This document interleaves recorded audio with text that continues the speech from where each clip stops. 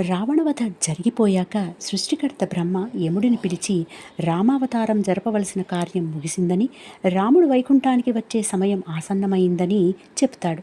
అప్పుడు యముడు అతిబల అనే సన్యాసి రూపంలో శ్రీరాముని వద్దకు వెళ్ళి ఏకాంతంగా మాట్లాడాలని, తను మాట్లాడినంతసేపు లోపలికి ఎవరిని అనుమతించకూడదని, ఒకవేళ వస్తే వారికి మరణదండన విధించవలసిందిగా షరతు పెడతాడు. సరే అన్న రాముడు మాట తప్పని లక్ష్మణుడిని గది ముందు కాపలాగా ఉంచుతాడు. అదే సమయంలో ఎన్నో ఏళ్లు తపస్సు చేసి శిష్య సమేతుడై దుర్వాస మహాముని శ్రీరాముడి దర్శనానికై వస్తాడు. రామదర్శనానికి కొంత సమయం వేచి ఉండవలసిందిగా అభ్యర్థిస్తాడు లక్ష్మణుడు. దానికి కోపోద్రిక్తుడవుతాడు దుర్వాసుడు. అతని కోపం సంగతి తెలిసిన లక్ష్మణుడు మాట తప్పి లోనికి వెళ్ళి విషయం చెప్తాడు.